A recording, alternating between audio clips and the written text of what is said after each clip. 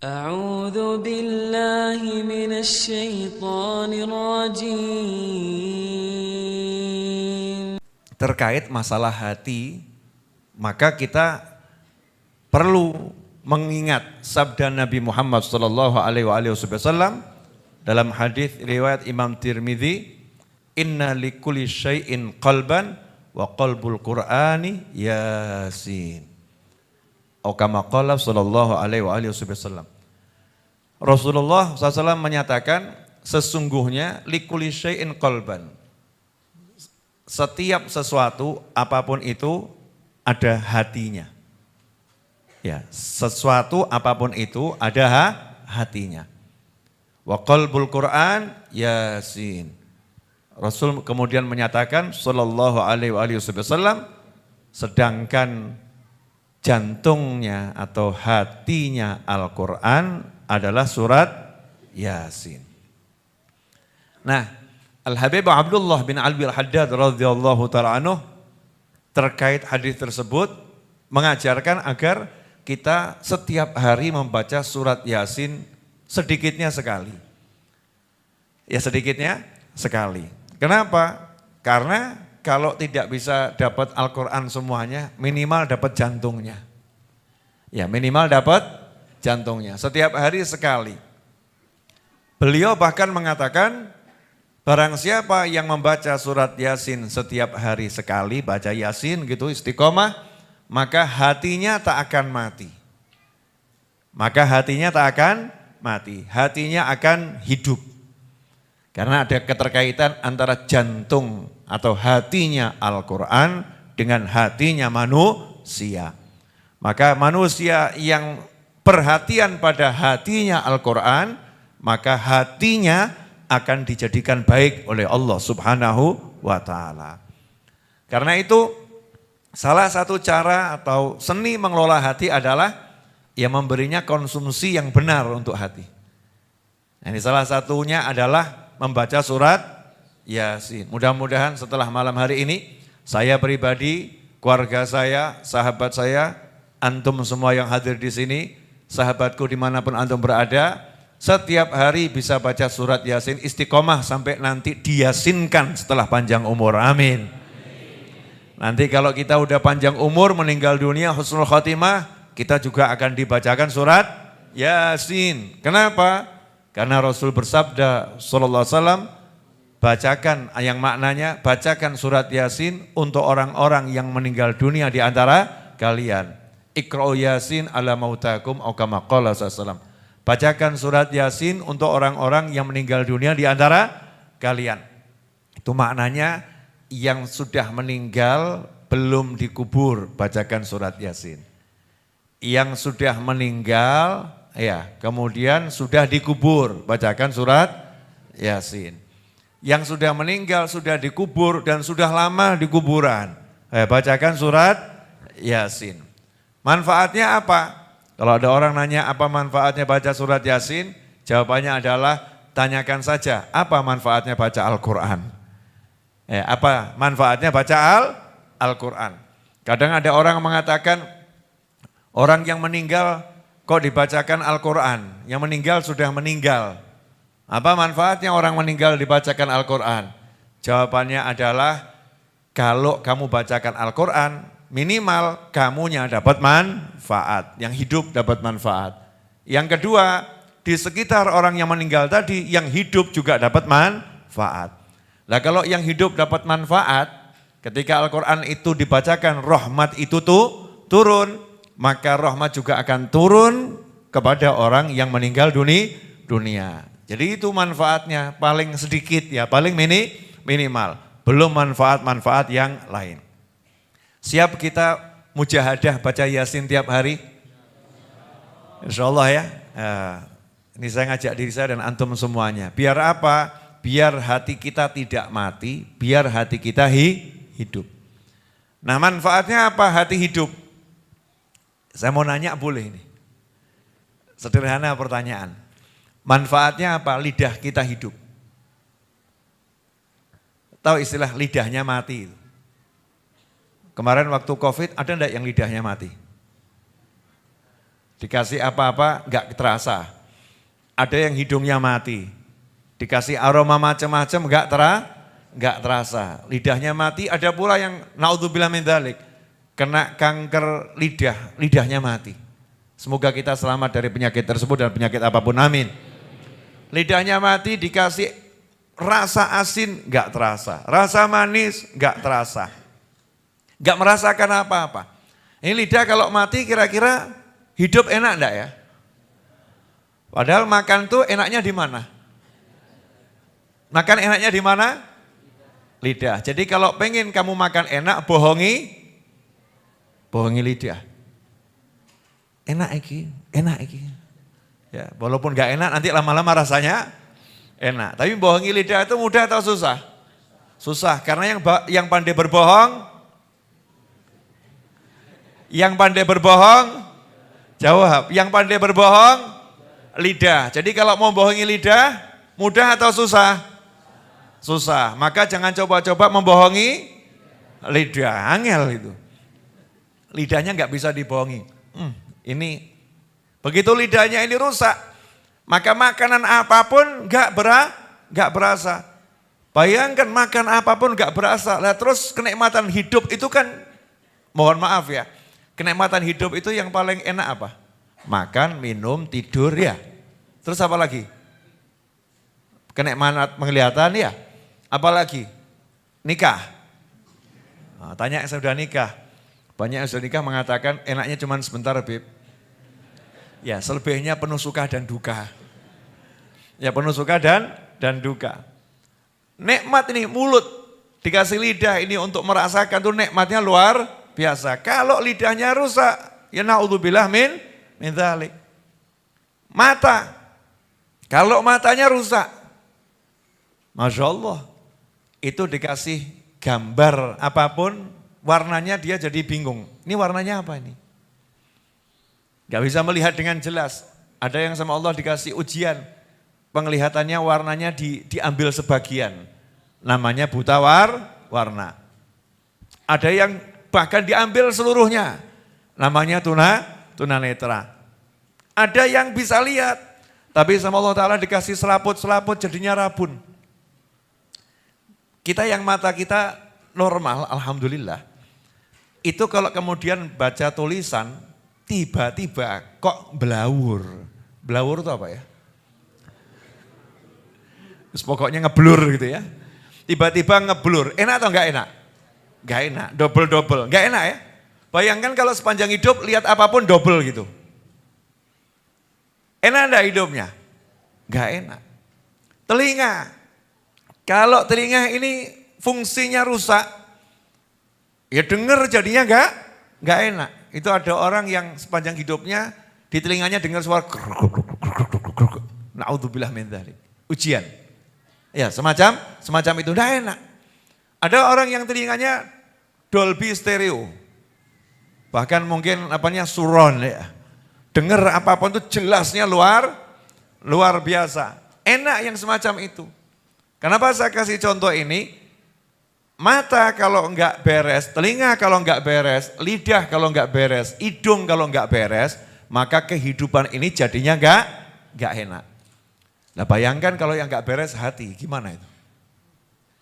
Padahal begitu hati ini enggak beres, mata yang beres jadinya enggak beres. Begitu hati ini tidak beres, hidung yang beres, mulut yang beres, telinga yang beres, jadinya enggak beres. Karena hati. Nah kalau begitu yang paling penting untuk kita jaga nomor satu apa? Hati. Hati-hati dengan hati. Ya, hati-hati dengan hati. Karena hati ini begitu dia rusak, seperti yang disabdakan oleh Nabi Muhammad SAW, kalau hati ini baik, seluruh tubuh akan jadi baik. Kalau hati ini rusak, seluruh tubuh akan jadi rusak. Seluruh tubuh, ruhnya akan rusak, jasadnya akan rusak. Kalau hatinya rusak, maka perhatian kepada hati menjadi tuntutan setiap orang yang hidup di alam dunia ini agar selamat sampai akhirat nanti. Itu kalau kita betul-betul paham fungsi hati. Contoh, Saya kasih contoh yang sederhana. Lagi makan enak. Terus dapat cerita, teman kita cerita di depan kita, ada orang tadi ketabrak, tangannya ucul. Naudzubillah min dzalik. Kakinya putus. Terus dia di tengah jalan tergeletak, darah mengalir, dia kejel-kejel. Dengar cerita gitu waktu makan, enak enggak? Enak enggak? Loh kan itu kan telinganya Dolby. Bahkan nyampe kenya itu pakai suron itu. Tangannya putus, tangannya ujul. Bahkan dinyanyikan. Orangnya kecil-kecil. Saya mau nanya, denger gitu di hati enak enggak? Walaupun dinyanyikan dengan lagu yang enak, hasilnya enggak enak. Karena bukan urusan telinga lagi, urusannya masuk ke dalam hati. Begitu hati enggak enak, makanannya nafsu enggak kita nih? Ora kolu aku. Enggak nafsu saya makan. Kenapa jadi enggak nafsu makan? Hatinya kena omongan yang enggak enak. Atau misalnya, mohon maaf buat ini jombloan ini. Yang mengincar anak Pak Lurah. Ada di sini jombloan mengincar anak Pak Lurah? Ada ya? Ada. Nah kalau dengar misalnya nih ya, misal, jangan anak Pak Lurah, yang lebih tinggi lagi lah. Jombloan mengincar anak gubernur. Wah Masya Allah nih, nekat kelas nekat ya. Karena tinggal satu kampung, ya satu kampung. Dari kecil naksir sama anaknya gubernur. Udah berjuang dia, nabung, kuliah, kerja, PD, tanggal sekian saya akan coba melamar. Misal tanggal 30 mau ngelamar, tiba-tiba malam ini dapat berita, Pak Gubernur baru saja dapat calon mantu. Saya mau nanya, cuman dengar begitu loh ya, saya mau nanya, kira-kira hidupnya jadi enak atau enggak enak anak tadi? Nggak enak. Ketemu orang, kamu kenapa? Masya Allah. Dibawakan uang 20 juta, gila. Emosi, wajah nggak enak, semuanya jadi nggak enak. Gara-gara apa? Gara-gara matanya diculek? Enggak. Gara-gara telinganya kena sesuatu masuk ke dalam telinganya? Enggak. Gara-gara mendengar sesuatu yang membuat hatinya jadi enggak enak. Rusak semua nih, semua jadi rusak. Suasana yang enak jadi enggak enak, makanan yang enak jadi enggak enak. Saudara yang enak jadi enggak enak, gara-gara hati kita enggak enak. Berarti melindungi hati penting atau enggak penting? Penting, makanya daripada sibuk mengelola mata, daripada sibuk mengelola telinga, daripada sibuk mengelola mulut, daripada sibuk mengelola hidung, daripada sibuk mengelola body. Ada enggak yang sibuk mengelola body? Yang fitness, yang Masya Allah olahraga luar biasa, bagus. Tapi nomor satu, sibuklah mengelola hati. Bu, sudah diet hati belum Bu? Diet hati contoh, mengurangi membaca sesuatu yang merusak suasana hati. Sudah belum Bu? Diam itu tanda tafakur saudara-saudara. Ini ibu-ibu lagi tafakur. Kelihatannya sudah, Beb. Tapi ini kalau saya tinggalkan grup yang satu ini, hidup rasanya kurang enak. Kenapa? Tanpa gosip di setiap hari hidup rasanya hambar seperti enggak ada garam. Jadi membaca gosip itu dibutuhkan. Naudzubillah min dzalik. Nah ini kita harus mulai mengelola hati. Berita yang enggak enak enggak usah dibuka. Saya itu kan lihat nomornya saya share ke siapapun ya. Jadi kan ya sering kadang dapat kiriman-kiriman video enggak jelas gitu. Begitu kebuka, kik, cep tak pateni, dial. Begitu ada yang WA cerita, suami saya del. Kenapa? Karena cerita nggak enak, cerita nggak enak. Saya dipecat, ini bos saya del. Nggak mau, tapi saya baru saja dapat anak, ini cocok ini. Ini berita yang menyenangkan. Ini boleh ya, di screenshot, di share boleh. Karena berita itu membuat senang orang banyak. Bukan berarti kita nggak boleh mendengar berita yang nggak enak. Orang namanya hidup ya mendengar yang nggak enak. Tapi dikelola, jangan dipelihara. Jangan diteruskan pada orang lain. Jangan dilihat terus, jangan. Makanya orang-orang ditanya, kenapa kamu kok pajang fotonya para kiai dan para habaib, para ustadz di rumahmu? Lebih enak dilihat. Betul ya, pajang fotonya Ustadz Iis di rumah, kan enak dilihat. Orangnya lagi hilang itu ya.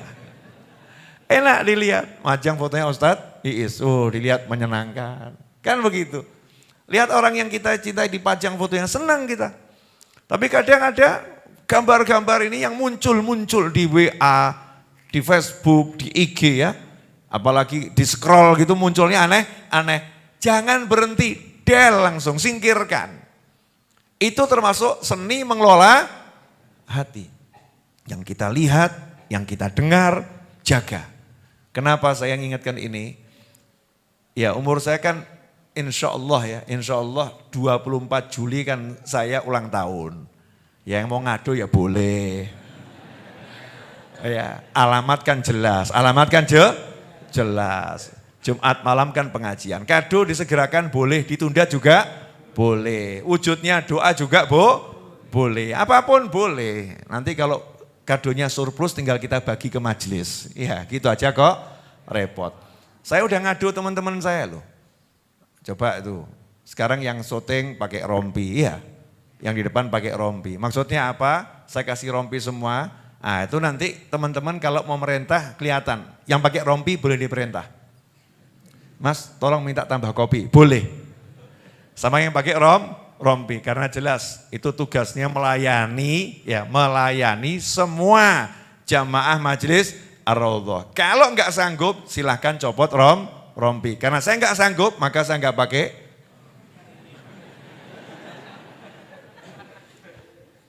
Ya saya ngelayaninya begini aja kan ya. Tapi kalau yang udah pakai rompi di sana tugasnya nyiapkan roti, nyiapkan air ya. Ngurusin parkir, ngarahkan jamaah, nyiapkan makan, pakai rompi siap. Ustadz Iis nggak pakai rompi, nggak sanggup.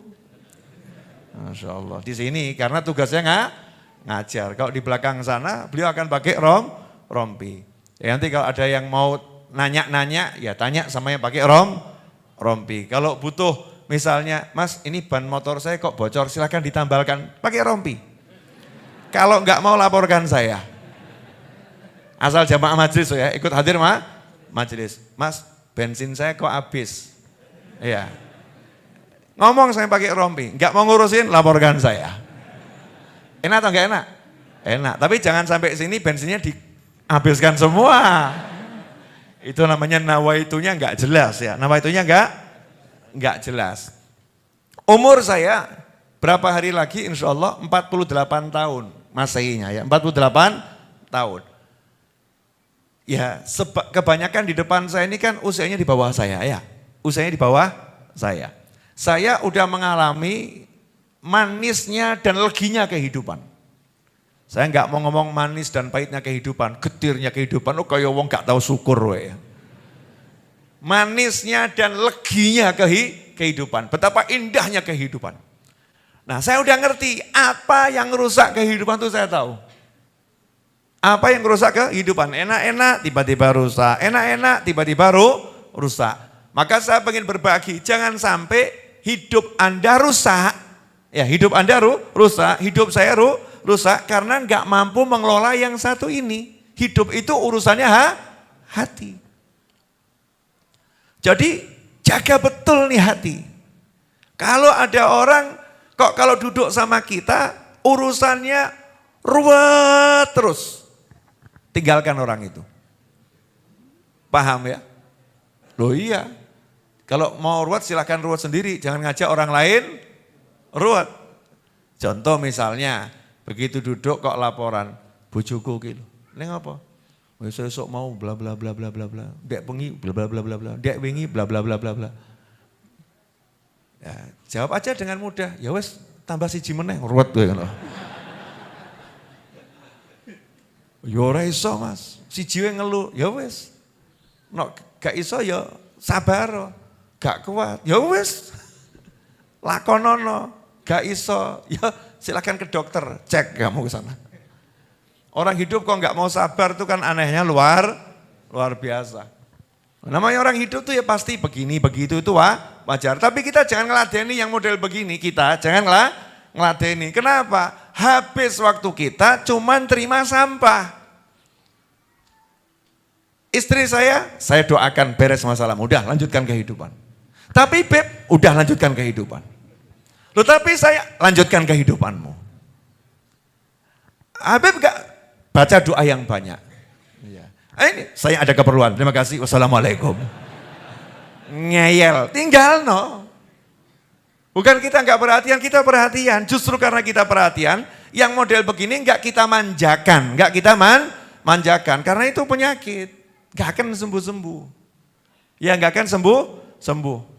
Ustadz, Yai, Habib, saya ini nganggur, kerja, cari kerja sulit, ya udah nganggur. Selesai toh? Paham? Ini berarti orang memang nggak mau kerja. Cari kerja kok sulit. Yang ada nggak mau kerja. Keluar tuh lihat di jalanan tuh. Berbagai macam manusia dengan segala problemnya bisa kerja. Kok kamu nganggur? Berarti kamu memang nggak mau kerja. Kurang apa itu? Ada orang yang kakinya sakit bisa ngarit pakai tangan. Betul ya?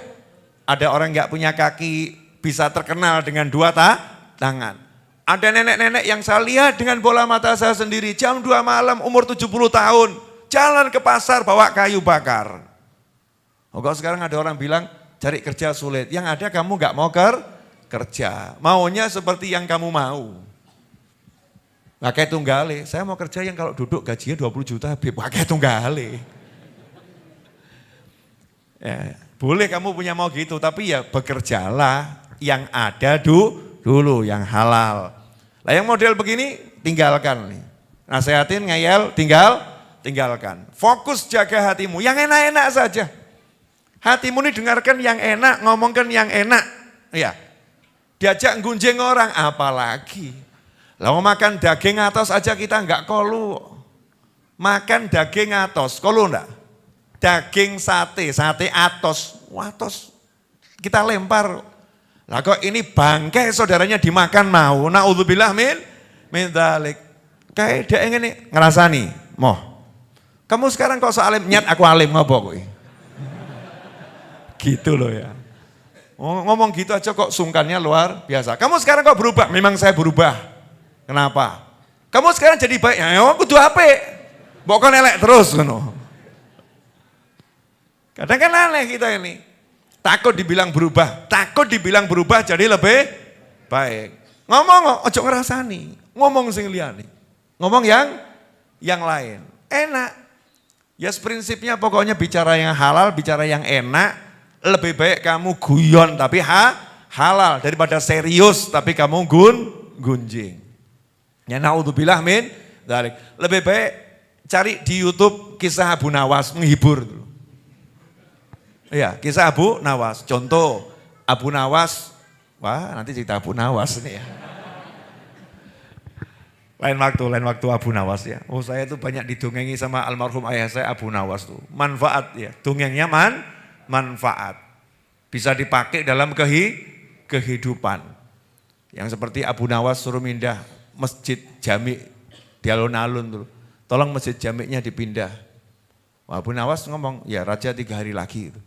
3 hari lagi kumpul, satu kerajaan dikumpulkan di alun-alun, Abu Nawas akan pindah masjid jami. Datang dengan santai. Kalau nggak berhasil dihukum mati. Datang sama santai. Abu Nawas siap? Siap. Langsung beliau rukuk. Raja nanya, kenapa rukuk? Ya tolong bantu dong, taruh masjidnya di punggung saya dulu.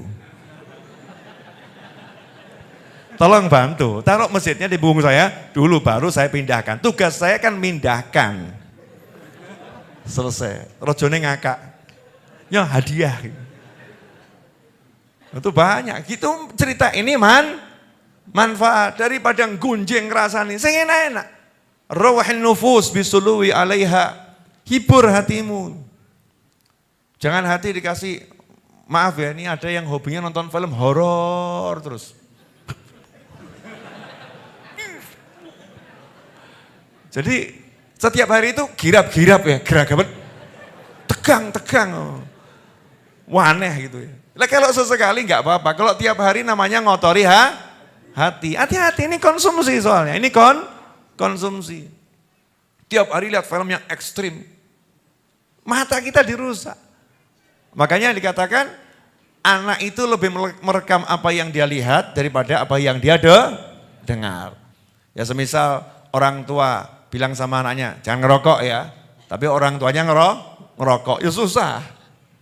Orang tua bilang, nak sholat yang betul, nak sholat yang betul, nak sholat jamaah. Tapi orang tuanya enggak sholat, mulutnya bagus, tapi perilakunya enggak memberikan contoh. Anak merekamnya, bapakku tidak sholat. Ya mendingan itu pemabuk yang acting dulu. Pernah dengar cerita saya kan?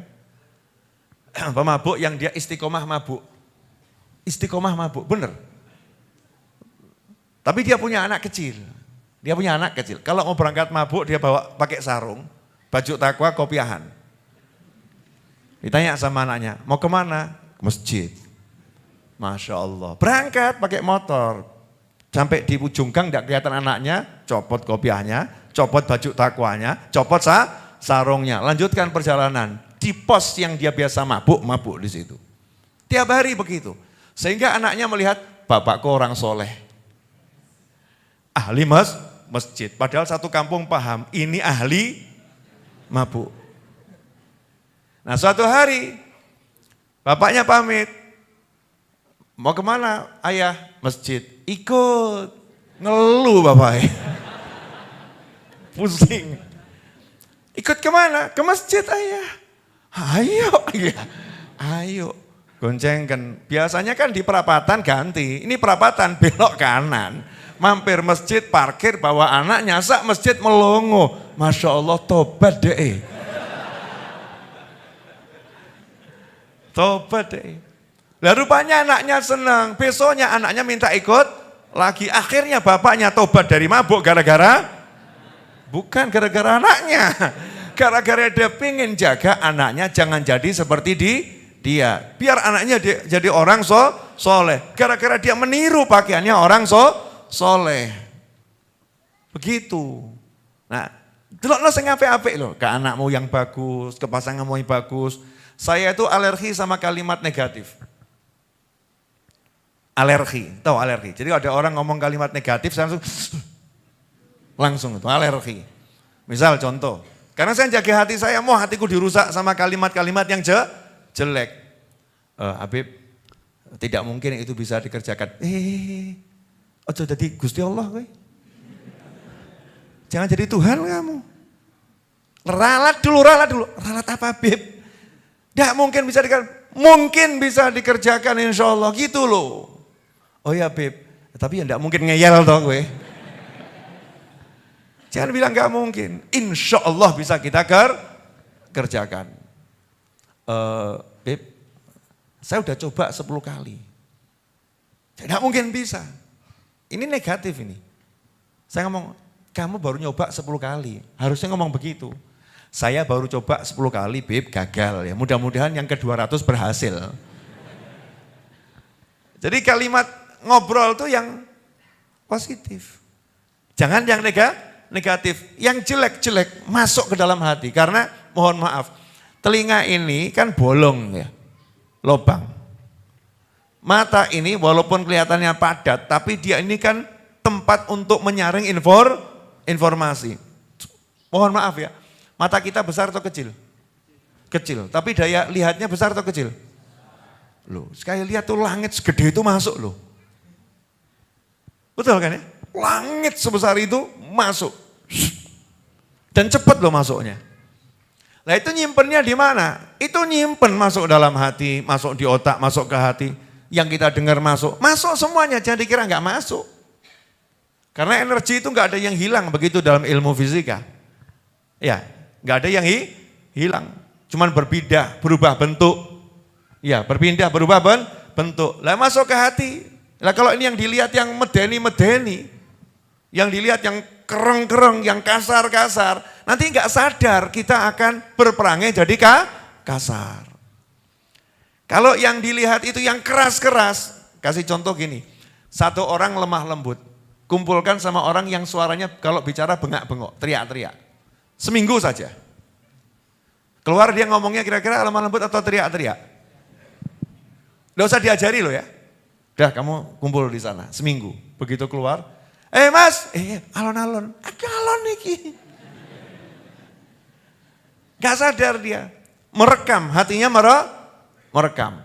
Makanya kalau kita bicara seni mengelola hati sebelum kita bicara penyakit hati, sebelum kita bicara ria, ujub, sum'ah, kibir dan lain sebagainya. Jaga ini dulu dari hal-hal yang gak enak yang bohir ini loh. Belum sampai kelasnya tidak sombong, itu nanti. Nanti kita belajar ke sana. Tapi kita belajar yang gampang dulu. Kalau lihat yang enak-enak, makanya diajari oleh Nabi Muhammad SAW, Innallaha jamil, yuhibbul jamal. Allah itu maha indah, suka dengan yang indah. Makanya mukmin disuruh dandan. Tuh, sing wedok semulai toh. Ibu-ibu mulai ngutip dalil, lho rungokno, wong wedok kon dandan, salah persepsi nanti Bu ya. Dandanannya sesuai syariat, ya sesuai syariat. Kita disuruh berdandan, mulai wajah. Wajah ini harus didandani. Didandani bagaimana? Mesemo, senyum. Ya, rambut. Ya kalau rambutmu putih melapuk yang enggak bagus dilihat, ya disemir. Tapi semirannya ya sing waras. Jangan semirannya merah, kuning, hijau, biru jadi satu gitu ya. Yang lihat juga kaget, bingung nanti. Jangan hitam kalau laki-laki itu ya, jangan hitam. Perempuan juga jangan hitam, kasih warna coklat tuh tua gitu. Sehingga dilihat seger, ya dilihat seger. Kemudian apa lagi? Ya kamu pakai baju itu yang rapi. Walaupun bajumu murah, tapi kalau rapi dilihat itu enak. Kalau sudah ini muslim nih penampilannya enak di satu rumah, enak di satu kampung, baru lihat penampilan, hati itu adem. Betul tak betul? Hati itu jadi adem, asyik, gitu. Lihatnya enak. Yang didengar, Masya Allah, ngomongnya enak-enak semua. Itu kalau ada perkampungan, obrolannya enak, sing di sawang penak, mahal itu harga kampung itu. Ya, rumah di situ harganya naik, karena semuanya enak. Itu konsepnya majelis. Makanya saya bilang sama teman-teman saya, kalau kamu tidak bisa bertugas membuat yang enak-enak di majelis ini, duduk jadi jamaah saja, kamu akan saya enakkan. Kamu akan saya enakkan. Kalau kamu nggak bisa berpenampilan yang rapi, ngurusi majelis ini, duduk jadi jamaah di bagian paling luar saja. Ya, paling luar. Saya akan cari teman-teman yang bisa berpenampilan oke, menyenangkan, untuk menyenangkan orang lain. Tapi Beb saya mau zuhud, nah kurang ajar. Ini zuhud kemudian diartikan pakaian compang-camping. Zuhud diartikan kemudian tidak rapi. Zuhud diartikan jelek. Itu para kiai, para habaib yang fotonya dipajang-pajang tuh semua yang punya pesantren. Orang-orang zuhud, tapi yo necis. Kiai Anwar Zahid itu zuhudnya luar biasa, tapi yang ganteng. Saya waktu ketemu di Mekah ya kaget, aslinya ganteng ya Masya Allah. Iya. Rapi, menyenangkan, ya begitu. Pangeran Diponegoro, ganteng. Imam Bonjol, ganteng. Mbah Hasyim Asy'ari, ganteng. Penampilannya oke. Kenapa? Ya itu muslim, di sawang penak. Dilihat enak. Nah, kalau udah mata kita lihat yang enak-enak, nanti akan alergi melihat yang gak enak. Begitu lihat yang gak enak, otomatis itu. Akan cari yang enak. Sehingga hatinya jadi enak. Nah kalau hati sudah enak itu ya Allah, makan apapun, minum apapun, duduk dimanapun, tidur seperti apapun rasanya enak. Apalagi makanannya enak, tempat tidurnya enak, duduknya enak, minumnya enak, temennya enak, hatinya enak, swarga itu. Itu jadi surga. Di dunia sudah merasakan surga, sebelum surga di akhirat nanti. Jelas semuanya? Alhamdulillah, 40 menit sudah saya bicara. Kurang lebih ya, ini enggak termasuk surat Yasin tadi itu. Ya, sudah 40 menit kurang lebih saya bicara. Jelas enggak kira-kira nih semuanya? Apa? Hati-hati dengan hati. Tampilkan yang bagus biar orang lain enggak terkontaminasi. Sehingga nanti kita itu seperti lihat cermin tuh. Orang lihat kita senang, kita akan dapat senang. Ya, orang lihat kita senang, kita akan dapat senang. Contoh begini. Kalau kita cemberut kepada seseorang, orang itu jadinya ngapain? Cemburu juga sama kita, betul? Akhirnya mata kita melihat apa? Lihat wajah cemberut. Berarti yang kita lihat wajah siapa? Wajah kita sendiri. Tapi kalau kita senyum sama orang, ada orang 10, kita senyum, kita sekali senyumnya, yang 10 ikut senyum. Berarti kita mendapatkan pemandangan indah di depan kita dari 10 orang. Hasilnya hati kita jadinya enak. Maka Allah mengatakan, in ahsantum li anfusikum. Kalau kalian berbuat baik, itu berbuat baik sebetulnya pada diri kalian sendiri. Becik ke titik Allah. Ya, kalau orang tua dulu kan sudah ngomong begitu. Yang baik akan dapatkan baik, kalau yang jelek yang mendapatkan jelek. Kebaikan itu akan selalu tampak, keburukan juga akan selalu kelihatan hasilnya bagi orang yang melakukannya. Nah, ikhwani rahimakumullah, saya pengen antum semua dengan tambahnya usia ini, yuk kita betul-betul mulai selektif. Selektif itu artinya milih-milih. Ya mulai milih-milih. Apa yang kita dengar, apa yang kita lihat, ya, apa yang kita konsumsi, yang kita makan, ya, apa yang kita ucapkan, milih-milih. Kalau itu ngerusak hati, singkirkan. Ya, singkirkan. Bu, kalau dinasehatin sama suaminya, misal ya Bu, boleh saya ngasih contoh Ibu? Boleh. Ibu ngomong begini, Mas, itu loh, tetangga kita yang pojok sana. Ya kenapa?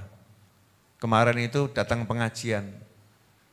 Tapi, terus suaminya ngomong, jangan dilanjut. Saya mau nanya, Ibu marah atau bahagia?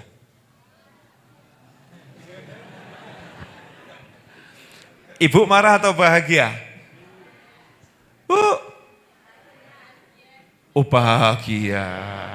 Masya Allah. Berarti pengajiannya udah masuk nih. Bahagia ya Bu ya. Jadi kalau suaminya ketika ibu mau bicara, suaminya ibu bahagia atau marah? Alhamdulillah. Jadi nanti kalau istri mau ngomong yang gak enak, bapak cukup kode, selesai. Contoh misalnya, Pak, bayaran sekolah, aman. Ibu bahagia atau marah Bu? Loh, ini.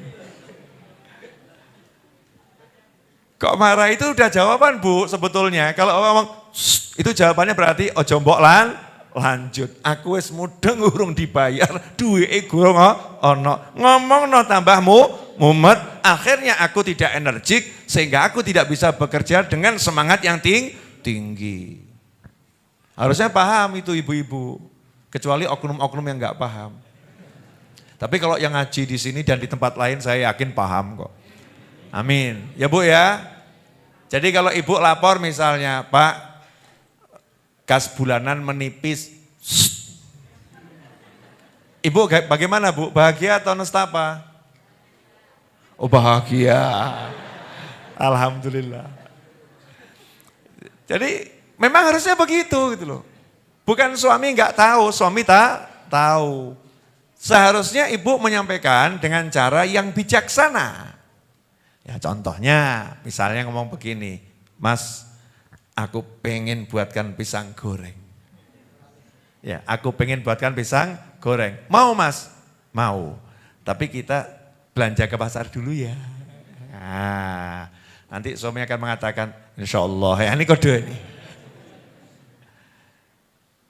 Namanya nggak langsung tembak di tempat. Itu cara ngelola hati kita. Biar kita dapat jawaban yang enak juga dari suami.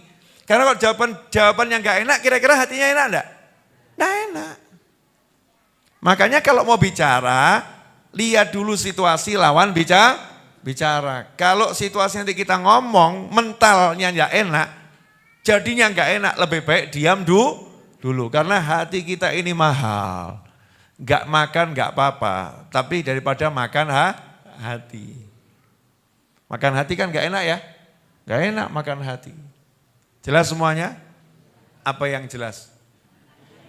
Hati-hati dengan hati. Buat sahabatku dimanapun antum berada, kalau antum pengen dapat informasi lebih lanjut tentang kajian di Majelis Ar-Raudhah dan kajian-kajian saya lainnya serta kegiatan dakwah saya, maka bergabunglah dengan grup Majelis Ar-Raudhah Dunia Maya yang bisa diklik linknya di deskripsi tayangan saat ini. Nah, di deskripsi itu di YouTube ada linknya bisa diklik. Ini untuk yang ngaji online ya.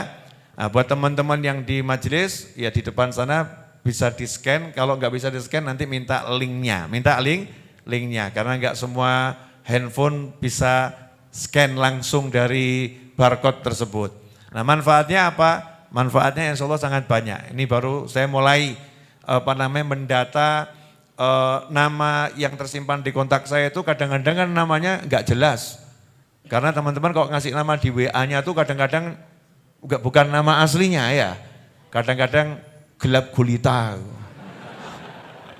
Aneh-aneh namanya itu aneh. Kalau saya simpen di kontak saya gelap gulita kan gak enak mojone gitu ya. Makanya saya kasih balasan biasanya tolong isi form ini biar tersimpannya di kontak saya itu dengan nama yang bagus, bahkan ada nama kotanya. Tujuannya apa? Semisal saya lagi ada di Jogja gitu. Saya pengen duduk ngasih informasi pada teman-teman saya yang di Jogja, tinggal saya cari toh kontak Yogyakarta, keluar trek, nah, bisa dikirimi ya. Saya lagi di sini, kalau ada yang dekat mau merapat monggo, itu kan bisa. Manfaatnya banyak, itu salah satunya. Kalau ada pengajian, saya pengen ngaji tapi enggak orang banyak, orang 10 di satu kota. Saya mau milih siapa teman-teman yang bisa diajak duduk, tinggal tak cari toh ya. Dihubungi satu lagi di mana di sini, bisa enggak ngobrol sekian yuk, ngobrol orang 10 ngaji. Karena ngaji orang 10 itu lebih menyenangkan daripada orang 10.000. Kemeng loh 10.000. Ya 10.000 itu kan capeknya misalnya mau duduk menuju tempat duduk ya repot. Keluar meninggalkan tempat duduk juga repot. Tapi kalau orang 10 tapi left ya itu yang penting kan udah 10 orang. Lainnya kan minal ghaibin. Lebih berkelas tuh. Bapak biasa ngaji sama siapa? Makhluk gaib. Masya Allah. Padahal ini jamaah YouTube. Jadi jamaah YouTube ini termasuk makhluk. Ya kan nggak kelihatan ya. Dia bisa melihat kita nggak bisa melihat dia. Jadi mirip siapa? Malaikat. Bicara yang positif. Malaikat bisa lihat kita nggak bisa lihat malah malaikat. Makhluk gaib. Ya makhluk gaib itu lebih menyenangkan. Nah kalau yang nyata-nyata ya ini aja di Majelis Ar-Raudhah ini ya. Nah insya Allah begitu dan minta doanya insya Allah besok pagi saya mau terbang ke Taiwan sebentar. Oh iya itu banyak teman-teman tenaga kerja muslim di Taiwan ya. Yang buat pengajian itu ulang tahunnya. Ikatan tenaga kerja muslim Taiwan tuh ya, Indonesia. Di Taiwan ulang tahun di hari Ahad itu, hari Ahad. Saya berangkat hari Sabtu, terbangnya itu 5 jam setengah. Ya 5 jam setengah. Pokoknya yang asik-asik saja. Sampai di sana pengajian, pulang hari Senin, kemudian Selasa di Bekasi, Rabu di Raudhah Solo, insya Allah Kamis ada di Semarang, pagi Kamis malam Jumat ada di Jakarta, insya Allah Jumat siang sudah ada di Solo. Hanya karena kalian. Iya, hanya kalau tidak karena kalian, lebih baik saya nyantai-nyantai ya kan ya. Tapi wajah-wajah yang kurindukan ada di hadapanku. Oh iya, di bawah sini loh, bukannya di atas. Jangan salah tafsir, yang di sini loh, iya, yang di atas kan saya nggak kelihatan. Ini wajah-wajah yang rindukan. Wah, menyenangkan. Dikasih Allah Ta'ala nikmat yang semacam ini. Siap Jumat depan hadir lagi insya Allah? Jumat depan Jumat Maulid ya? Maulid, jadi Jumat depan materinya niat mengenang kehidupan Nabi Muhammad SAW. Ajak saudaranya, ajak kerabatnya, ajak tetangganya. Kasih tahu kalau di sini majelis ya, bukan organisasi. Jadi siapapun boleh datang. Kalau ada yang nanya, saya bukan muslim boleh datang? Boleh, gak apa-apa. Ya pokoknya siapapun boleh datang. Aku rodok setengah edan, gak apa-apa. Sedan sisan ya gak apa-apa kok ya. Oh, setengah insya Allah paras gitu kan ya. Gak apa-apa, boleh bebas. Saya tapi enggak sarungan, celana panjang juga enggak, 2/3. Yang penting aurat tertutup, monggo boleh. Laki loh ya, aurat tertutup. Kalau perempuan di depan nanti kalau begitu kasih rukuh. Nah, selesai pengajian rukuhnya silakan dikembalikan. Ya jangan dibawa pulang. Gitu. Nah, di majelis ya tutup aurat, tapi pakaiannya yang penting nutup aurat. Kemudian makan, jangan khawatir. Insya Allah makanannya ada. Perkara cukup gak cukup, wallahu a'lam. Tapi insya Allah yang hadir dapat makan. Iya. Dan kita akan update terus. Oh yang Jumat ini kok ngepres, Jumat depan tambah. Kan begitu ya. Ada yang bagian sendiri ngurusin takaran roti, kemudian nasi ya, kawan-kawan. Kemudian ada kota amal enggak di sini? Di sini tidak ada kota amal. Kalau ada nanti laporkan ke saya. Ya. Kalau ada di depan situ kota amal laporkan ke saya. Saya sudah suruh singkirkan tuh semuanya. Tidak boleh ada kota amal. Kota amal disembunyikan di belakang di pojok. Dan saya tidak terima salam tempel. Ya, ada salam tempel. Nomor rekening cukup jelas soalnya. Ya, nomor rekening cukup jelas. Cukup nomor rekening, gak usah pakai kota ini. 10.000 rupiah kan nomor rekening juga bisa. Pakai GoPay dan kawan-kawannya 1.000 rupiah juga bisa. Gak usah pakai salam tempel. Kenapa begitu? Saya nggak mau nanti yang hadir di sini kemudian lihat ada orang salam tempel, dia merasa aku gak iso nempeli. Hatinya jadi kecil hati. Enggak. Tapi kalau mau ikut andil buat majelis ya monggo, silahkan. Karena ya hasilnya untuk semua orang, untuk orang banyak. Bahkan yang enggak ngaji di sini, yang di rumahnya loh lagi tiduran. Ini bisa nonton ikut kajian ini yang bayarin siapa? Ya internetnya, itu kan tinggal menerima hasil dari kawan-kawan yang kerja di sini nih. Nah, ini semuanya hasilnya orang banyak untuk orang banyak. Dari jamaah, oleh jamaah, untuk jamaah. Nah, kemudian program santri weekend, insya Allah segera saya umumkan. Ya, mungkin Jumat depan sudah ada, mungkin insya Allah. Tapi akan saya lihat lagi ya, santri weekend. Nah, bulan-bulan ke depan menjelang bulan Maulid, saya sekarang ini lagi turun gunung. Saya udah lama sembunyi di Masjid Ar-Raudhah, nggak kemana-mana. Tapi saya udah mulai turun gunung, mulai keliling. Saya akan terima undangan-undangan pengajian. Tapi kalau ngundang saya slow respon mohon maaf. Ya kalau slow respon mohon maaf. Karena saya nggak mau punya utang. Maksudnya gimana? Ada yang mengundang 4 bulan lagi, 5 bulan lagi. Ya. Saya bilang mohon maaf nanti kalau udah dekat. Ya, udah dekat kadang udah kurang 1 bulan saya bilang mohon maaf nanti kalau sudah dekat. Karena saya nggak mau punya hutang. Karena begitu saya ngucap tanggal A berarti saya punya hutang. Kadang-kadang kan saya pengen saja rujaan lutisan sama Abdurrahman di desa mana gitu kan menyenangkan. Main ke rumahnya teman yang di desa yang biasa ngaji di sini kan lebih mengasihkan. Pokoknya mau dakwah turun gunung. Saya nggak pernah pilih-pilih karena nggak bisa milih. Yang undang saya siapa saya juga nggak kenal ya. Biasanya kalau ada yang undang saya serahkan Mas Seto. Coba hubungi Mas Seto begitu. Kemudian saya mohon maaf, saya banyak menolak undangan pengajian di lapangan. Iya, saya banyak menolak undangan pengajian di lapangan. Saya pengen makmurkan masjid. Ya, saya pengen makmurkan masjid dan makmurkan rumah.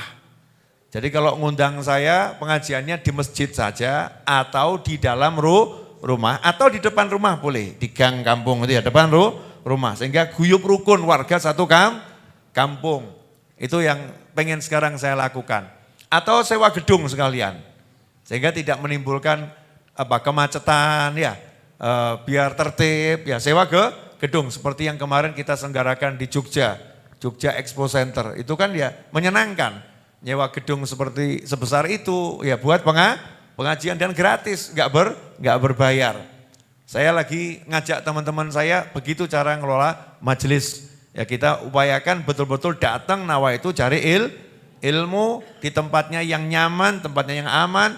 Banyak masjid yang bisa kita makmurkan dengan pengajian. Lebih baik di rumah Anda yang kecil ya, dengan orang yang sedikit itu saya lebih senang daripada harus memaksakan diri di tempat-tempat yang mengeluarkan banyak biaya buat ini, buat itu dan lain sebagainya. Ngaji dengan teman-teman di kampung itu lebih menyenangkan. Warga satu RW itu kan lebih asyik di masjid kampungnya.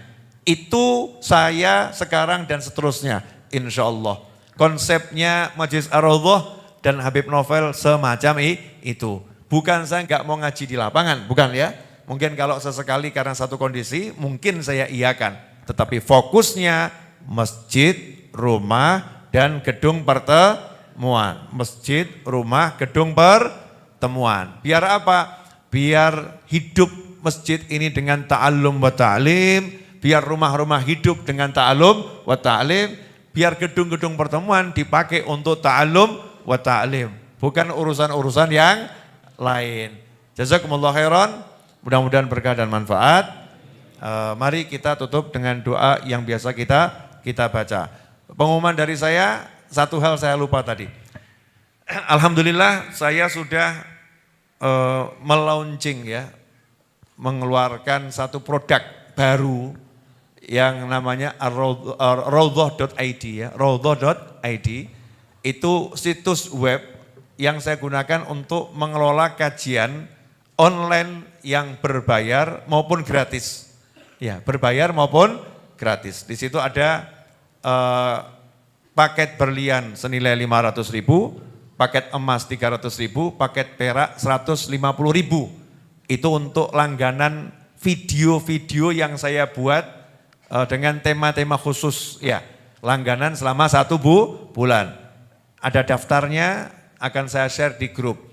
Nah, Habib saya mau masuk raudhah.id, tapi saya nggak mau langganan karena nggak punya duit. Itu 500.000 saya nggak punya duit, 300.000 saya nggak punya duit, 150.000 saya nggak punya duit. Saya yang mau gratisnya ada video gratis di situ. Ya, ada juga yang gratis. Nah, kalau yang mau langganan itu manfaatnya apa? Hasilnya dari langganan itulah yang kita gunakan untuk mengelola majelis. Karena ngurus majelis ini kan biayanya alhamdulillah banyak. Berarti kan kita ditakdirkan jadi orang yang banyak duit insya Allah. Alhamdulillah biayanya banyak. Ya salah satu contoh misalnya. Salah satu tagihan begengser listrik saja, salah satu ya, padahal ini begengsernya banyak. Salah satunya tuh rata-rata 3,5 sampai 4,5 juta tiap bulan. Itu salah satu, salah dua, salah tiga, salah empat, salah limanya nggak usah dibahas. Itu baru listriknya saja. Belum lagi nanti internetnya, belum lagi urusan untuk air minumnya, untuk rotinya, untuk berasnya, ya, untuk mengelola semua ini dan lain sebagainya. Belum lagi kita punya cita-cita akan terus membangun dan terus memberikan fasilitas yang lebih bagus. Sekarang ini saya lagi bongkar toilet santri Asrama Putra itu ya. Toiletnya lagi saya bongkar, nanti insya Allah dalam waktu mungkin 10 hari, kalau ke sana lagi toiletnya sudah seperti di hotel-hotel, bagus.